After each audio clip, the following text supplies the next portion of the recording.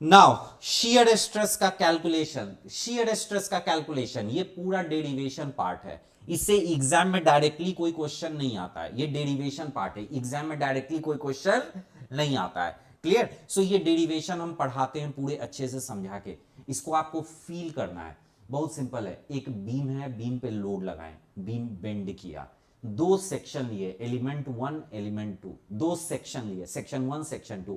अगर section 1 section 2 से cut करेंगे, क्लियर, तो इमेजिन कीजिए जब बीम बेंड हो रहा है तो दोनों जगह बेंडिंग मोमेंट अलग अलग होगा, तो दोनों जगह कंप्रेसिव फोर्स अलग अलग होगा, दोनों कंप्रेसिव फोर्स का जो डिफरेंस होगा वो हॉरिजॉन्टल शियर क्रिएट करेगा या नहीं करेगा ना। ठीक है, सो कंप्रेसिव फोर्स अगर अलग अलग है तो इधर का कंप्रेसिव फोर्स अलग, इधर का कंप्रेसिव फोर्स अलग, सेक्शन 1 पे कंप्रेसिव फोर्स अलग, सेक्शन 2 पे अलग। क्यों? क्योंकि बेंडिंग मोमेंट वैरी कर रहा है, यहां का बेंडिंग मोमेंट अलग, यहां का बेंडिंग मोमेंट अलग। ठीक है, नाउ उसी को हम लोग एफबीडी वगैरह करके समझाए हैं यहां पे। ठीक है, सो ये इसका एग्जाम से कोई लेना देना नहीं है, ये सब एग्जाम में डायरेक्ट इससे कोई क्वेश्चन नहीं आएगा, ये डेरिवेशन का पार्ट है। Now you have to understand, ये एलिमेंट 2 जो है तो C1 अलग होगा, C2 अलग होगा, तो इन दोनों के डिफरेंस के कारण शियर स्ट्रेस आएगा या नहीं? सो शियर स्ट्रेस आएगा। एलिमेंट 3 पे ऐसे हम लोग कट किए थे सेक्शन 1 पे, तो यहां लोड है, यहां पे है, तो यहां शियर स्ट्रेस आया, और उससे पता चल गया कि टाउ 1 इक्वल टू टाउ 2 होता है।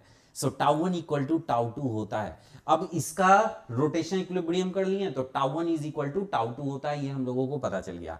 तो हम लोगों को निकालना था वर्टिकल शियर स्ट्रेस, ये निकालना था, बट हम लोग निकालेंगे हॉरिजॉन्टल शियर स्ट्रेस, और हॉरिजॉन्टल भी निकल गया तो वर्टिकल के इक्वल हो गया या नहीं? ठीक है, क्योंकि टाउ 1 इक्वल टू टाउ 2 है, तो हम लोगों को निकालना होता है वर्टिकल शियर स्ट्रेस, बट हम लोग वर्टिकल कैलकुलेट नहीं करते हैं, हम लोग क्या कैलकुलेट कर लेते हैं?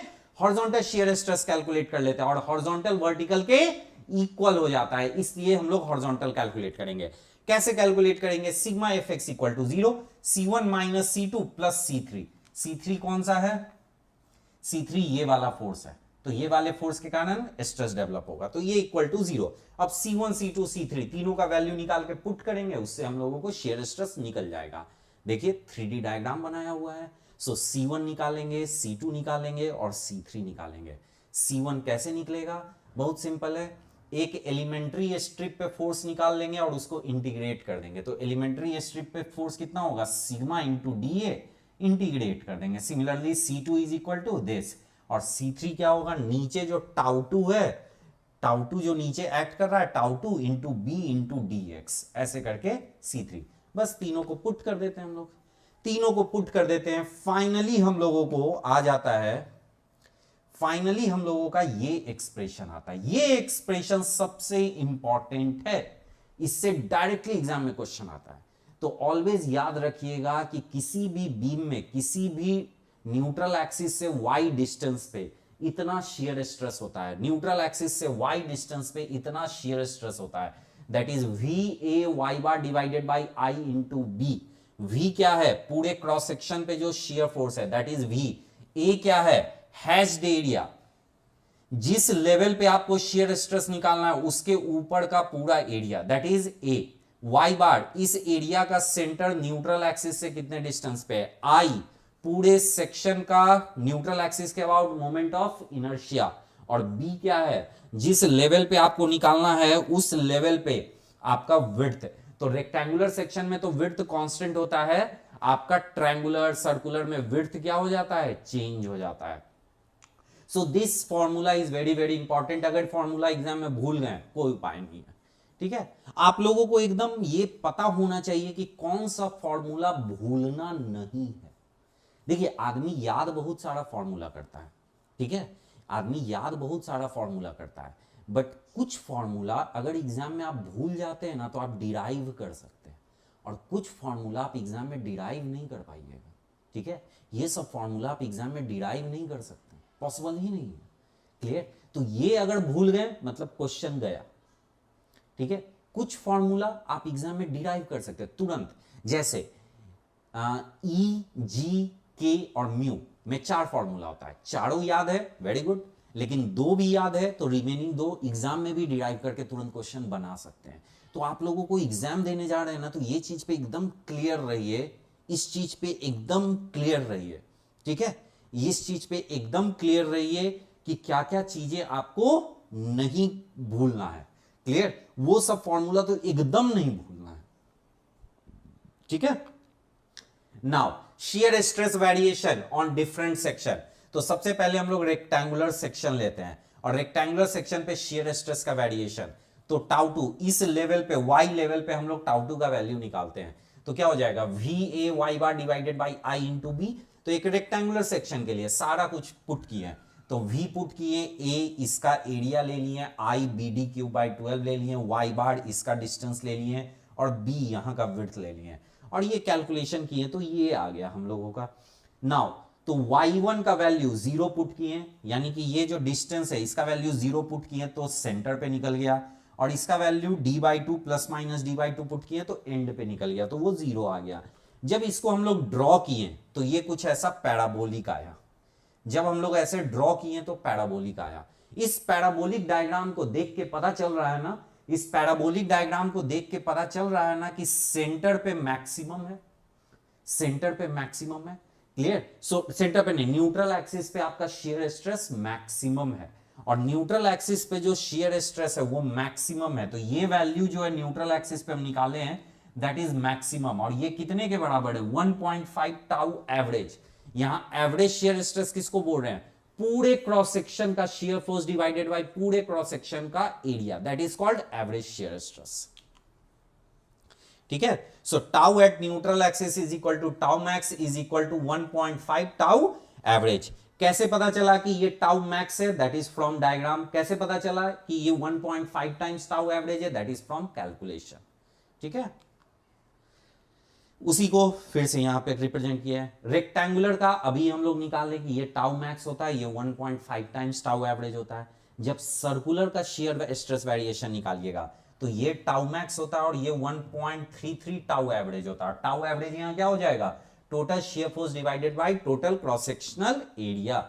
नाउ ट्रायंगुलर का, ट्रायंगुलर में दो वैल्यू आपको याद रखना होता है, एक टाउ मैक्स कितना है, ठीक है, और एक न्यूट्रल एक्सिस पे टाउ कितना है, ठीक है ना, दोनों चीज याद करना पड़ता है। तो देखिए इसका टाउ मैक्स जो है ना h/2 पे मिलता है, न्यूट्रल एक्सिस पे इसमें टाउ मैक्स नहीं मिलता है, क्योंकि इसका b जो है ना वैरी कर रहा है। तो h/2 पे इसमें टाउ मैक्स आता है, that is tau average 1.5 times tau average. तो इसका भी tau max 1.5 times tau average है, और न्यूट्रल एक्सिस पे इसका जो टाउ है that is 1.33 times tau average. इस पे बहुत क्वेश्चन आया हुआ है ऑब्जेक्टिव, बहुत क्वेश्चन, इतना क्वेश्चन आया हुआ है ना एग्जाम में कि आप सोच नहीं सकते। क्लियर, तो इन सब क्वेश्चंस को आपको सॉल्व करना पड़ेगा, ठीक है। नाउ डायमंड शेप का अगर होता है, तो डायमंड शेप का अगर होता है तो इसका ऐसे बटरफ्लाई टाइप बन जाता है, ठीक है ना, बटरफ्लाई टाइप बन जाता है। नाउ न्यूट्रल एक्सिस पे टाउ जो होता है वो टाउ एवरेज के बराबर होता है। न्यूट्रल एक्सिस से यहां जो सेंटर है ना, इस पे टाउ जो होता है टाउ एवरेज, और इसका मैक्सिमम टाउ कितना होता है 9/8 इंटू टाउ एवरेज होता है। और ये 9/8 कहां पे लाई करता है, तो 3/8 इंटू डी, जहां डी क्या है, पूरा डेप्थ है डी, समझ में आया। तो ये सारा चीज याद रखना पड़ेगा, एग्जाम में यही सब मिस्टेक होता है, भूल जाता है आदमी कि 3/d में डी क्या है, ठीक है, ये सब याद रखना है। हम बहुत सिंप्लीफाई करके ये फॉर्मूला दिए हुए हैं, ठीक है, अलग अलग बुक में ये फॉर्मूला देने का तरीका अलग अलग है। कोई इसके साइड के रेस्पेक्ट में देता है, कोई कुछ के रेस्पेक्ट में देता है, कोई कुछ के रेस्पेक्ट में देता है। हम इसको पूरा डेप्थ माने डी, और उसके रेस्पेक्ट में 3/8 डी डिस्टेंस पे है, और 9/8 डी टाउ एवरेज उसका मैक्सिमम शेयर स्ट्रेस है। आया समझ में? क्लियर, ये बहुत इंपॉर्टेंट है, ये दोनों, इन दोनों पे सबसे ज्यादा क्वेश्चन है, और सर्कुलर पे भी आया है, ठीक है, इवन सब पे आया है, सारा इंपॉर्टेंट है इसमें। ये जो चार शेप हम बताए ना, चारों शेप बहुत इंपॉर्टेंट है। नाउ आई सेक्शन, इसमें कोई आपसे मैक्सिमम का वैल्यू नहीं पूछेगा, कोई आपसे मैक्सिमम का वैल्यू नहीं पूछता है, बस सब वेरिएशन पूछता है। तो देखिए इस पोर्शन में विड्थ बहुत ज्यादा है ना, विड्थ बहुत ज्यादा है, तो नीचे जो b का वैल्यू है ये बहुत ज्यादा है, तो b का वैल्यू ज्यादा है जिसकी वजह से टाउ का वैल्यू बहुत कम हो जाता है। अचानक से b कम हो जाता है तो शेयर स्ट्रेस बढ़ जाता है, और फिर ये रेक्टेंगुलर सेक्शन की तरह बिहेव करता है वेब पोर्शन, इसलिए ये पैराबोलिक होता है, फिर सडन कम होता है ऐसे, ठीक है। टी सेक्शन में न्यूट्रल एक्सिस पे मैक्सिमम शियर स्ट्रेस होता है, न्यूट्रल एक्सिस पे मैक्सिमम, सो यहां से यहां ऐसे आता है, फिर ये इंक्रीज करता है, तब डिक्रीज करता है। ऐसा मत सोचिएगा कि यहीं से डायरेक्ट डिक्रीज करता है, इसके बाद भी बढ़ता है न्यूट्रल एक्सिस तक, उसके बाद डिक्रीज करना शुरू होता है। आया समझ में, याद रखिएगा ये। Now draw variation of shear stress for I section. I section का शियर स्ट्रेस का वेरिएशन आपको ड्रॉ करना है, मतलब एक एक वैल्यू कैलकुलेट करके। देखिए ये तभी ड्रॉ कर पाइएगा ना जब ऊपर का वैल्यू पता रहे, ये वैल्यू पता रहे, और ये वैल्यू पता रहे, और ये वैल्यू पता रहे। तो इतना सारा वैल्यू आपको पता करना पड़ेगा, तभी आप कैलकुलेट कर सकते हैं। तो उसके लिए सारा चीज हम लोग कैलकुलेट कर लेंगे। सबसे पहले moment of inertia, I section का मोमेंट ऑफ इनर्शिया निकालने का दो मेथड, ठीक है। आई सेक्शन का मोमेंट ऑफ इनर्शिया निकालने का दो मेथड होता है। फर्स्ट मेथड, इस एक्सिस के अबाउट इसका moment of inertia parallel axis theorem से और इसका निकाल के ऐड कर दीजिए। या फिर दूसरा मेथड है, पूरे को रेक्टेंगल मान के निकाल लीजिए और उसमें से ये रेक्टेंगल का 2 टाइम्स माइनस कर दीजिए, क्योंकि इधर और इधर दोनों सेम है, तो इसका माइनस कीजिए 2 टाइम्स करके। तो हम 2 टाइम्स करके माइनस किए हैं, ठीक है। देखिए 200 इंटू 350 का क्यूब बाई 12 माइनस इतना 187, एक्चुअली 187 ले लिए, ये प्लस ये ले लिए, दोनों मिला लिए एक ही बार में, या फिर हम 2 टाइम्स भी कर सकते थे, ठीक है। तो 187 हम एक ही बार में ले लिए, इसका डिस्टेंस प्लस इसका डिस्टेंस, और इससे करके आई निकाल लिए, ठीक है। टाउ एट टॉप 0 होगा, टॉप और बॉटम फाइबर में कितना हो जाएगा tau, that is simply 0। Tau at junction in flange, junction in flange, flange के जंक्शन पे, तो ये फॉर्मूला होता है। अब इसमें आपका क्या निकलेगा, इसका ए निकालना है और इसका वाई बार, तो ए और वाई बार हम निकाल के यहां पे दिखा दिए, और इसमें बी का वैल्यू कितना लेंगे, तो एक बार ये पूरा विड्थ लेंगे, ठीक है, पूरा विड्थ, और एक बार हम लोग ये वाला विड्थ लेंगे।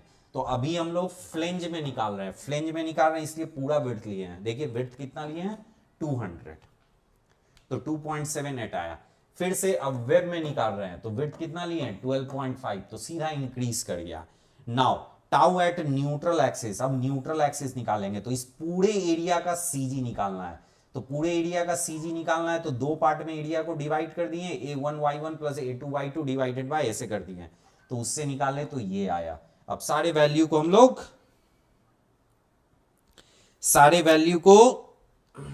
हम लोग ड्रॉ कर देते हैं। सो ये यहां से ऐसे ऐसे और फिर ऐसे ऐसे करके हम लोगों का फाइनल हो गया। Is it clear? Similarly draw shear stress diagram for shear force. इस सेक्शन का हम ड्रॉ करने के लिए सबको होमवर्क दे दिए थे कि आई सेक्शन का हम ड्रॉ कर दिए हैं, टी सेक्शन का आप लोग खुद से ड्रॉ कीजिए। आई सेक्शन का हम ड्रॉ कर दिए हैं, टी सेक्शन का आप लोग खुद से ड्रॉ कर दीजिए।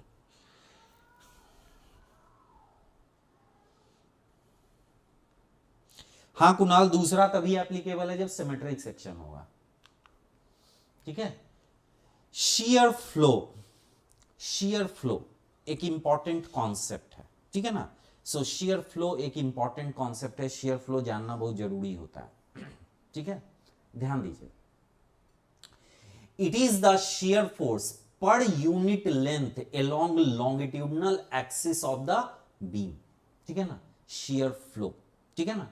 सो देखिए ये क्या होता है, जब बीम को बेंड करते हैं तो दो लेयर एक दूसरे के ऊपर स्लाइड करना चाहता है, तो दोनों के बीच में शियर स्ट्रेस है, ठीक है।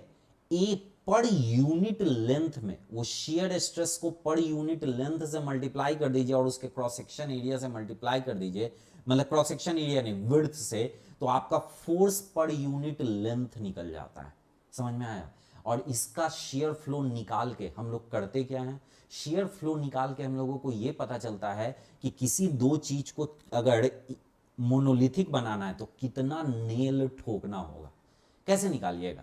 आखिर किसी को कैसे पता चलता है कि दो वुडन प्लैंक में कितना नेल ठोकेंगे तो वो स्लाइड नहीं करेगा? आप लोग तो अंदाज से करते हैं ना, लेकिन अगर कोई चीज डिजाइन करके बन रहा है, जैसे जो डिजाइंड फर्नीचर होता है, गोदरेज वगैरह जो फर्नीचर बनाती है, तो उसमें तो वो लोग एक एक चीज डिजाइन रखता है ना, कि एक चीज दूसरे ऊपर के स्लाइड कर रहा है तो बीच में कितना नेल्स डालेंगे कि वो स्लाइड करेगा तो टूटेगा नहीं।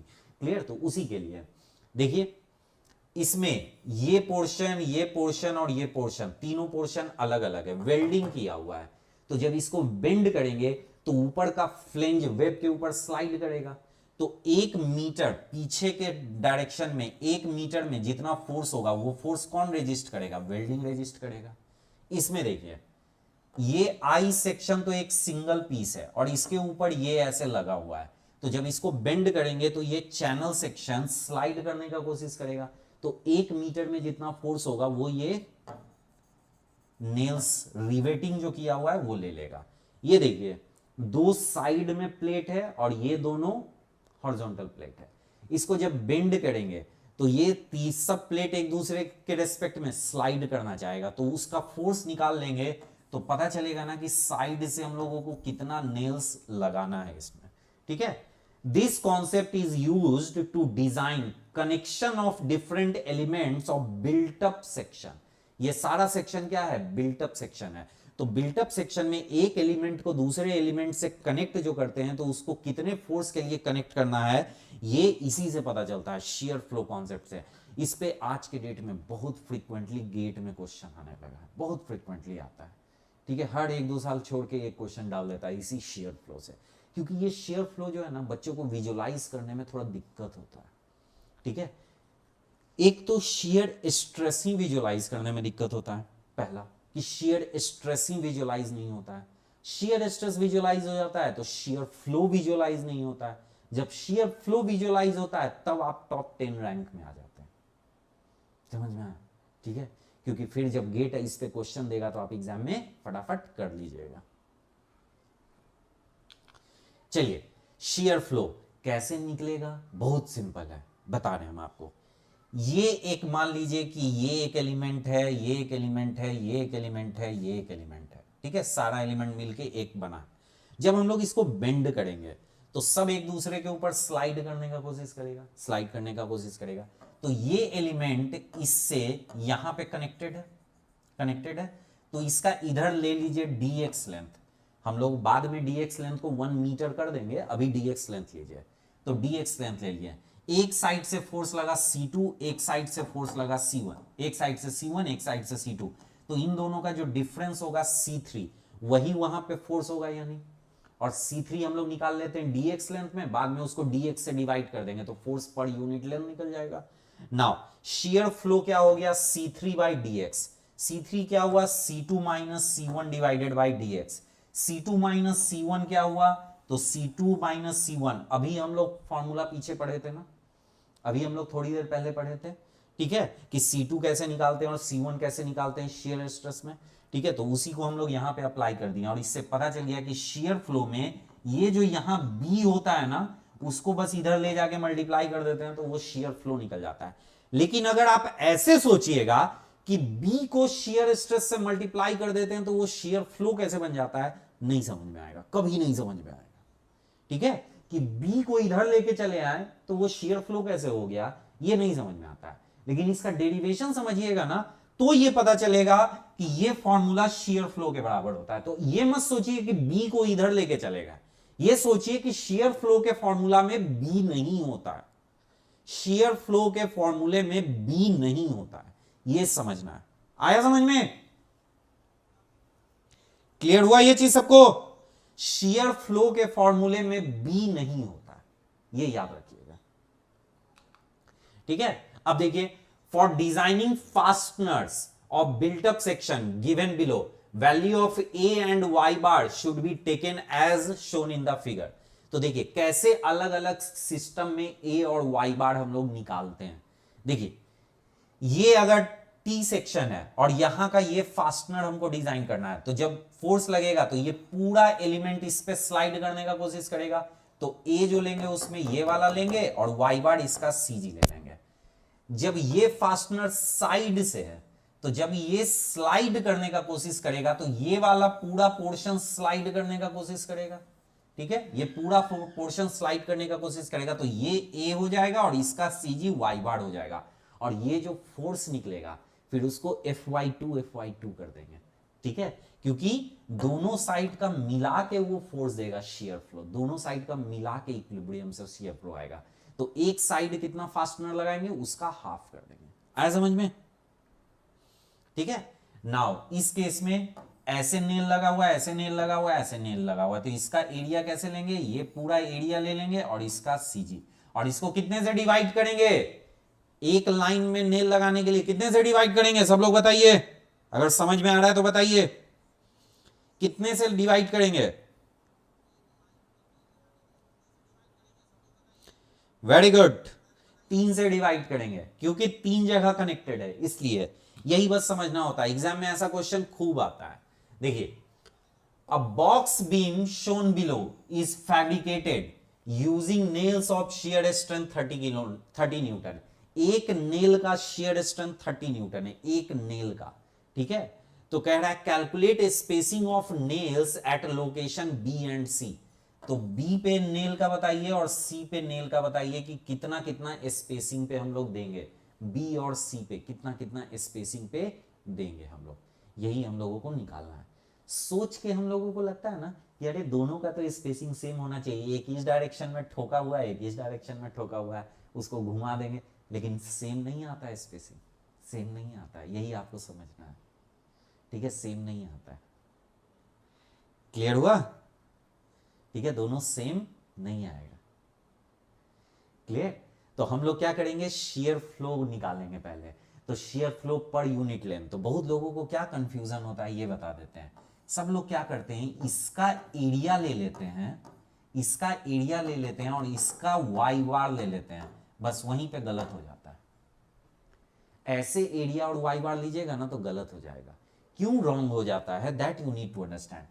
यहां का शेयर रेजिस्टेंस, यहां का शेयर रेजिस्टेंस अलग होगा और यहां का शेयर रेजिस्टेंस अलग होगा, क्योंकि दोनों का लेवल अलग अलग है ना, दोनों का लेवल अलग अलग है। इसका y अलग है और इसके हर लेवल का y अलग है, तो दोनों जगह शेयर रेजिस्टेंस अलग अलग होता है। तो उसका शेयर रेजिस्टेंस ऐसे नहीं कैलकुलेट किया जाता है। समझ में आया?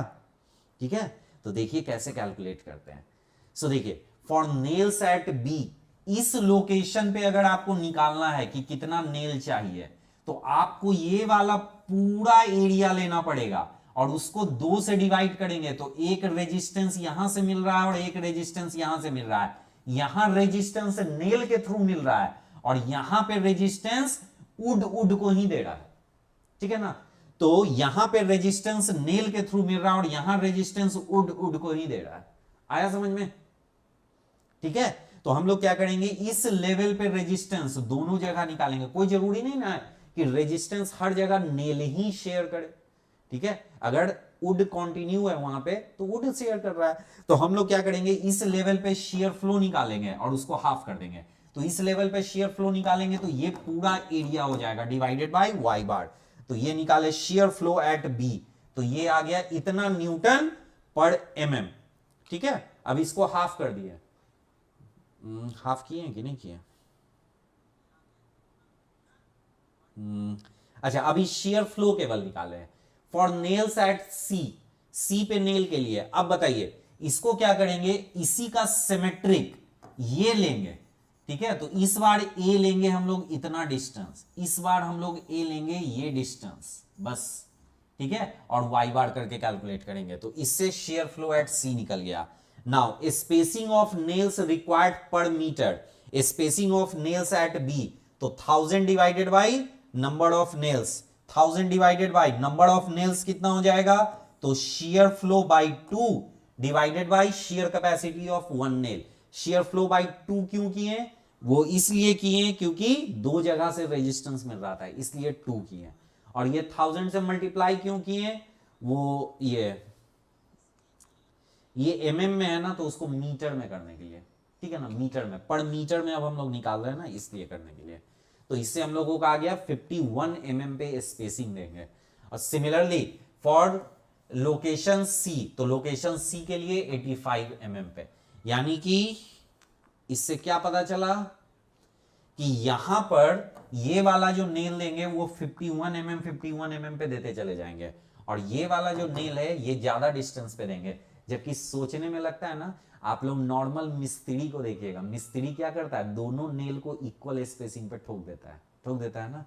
ठीक है, तो आप लोग इंजीनियर हैं तो जाके उसको समझाइएगा कि इसको नज़दीक नज़दीक ठोको और इसको दूर दूर भी ठोकोगे कुछ नहीं होगा, उसको कभी नहीं समझ में आएगा ये चीज़। यही फ़ायदा है पढ़ने का। समझ में आया? आप लोग को लगता है ना कि हर चीज़ एक्सपीरियंस से होता है, किसी को एक्सपीरियंस से ये चीज़ नहीं समझ में आएगा।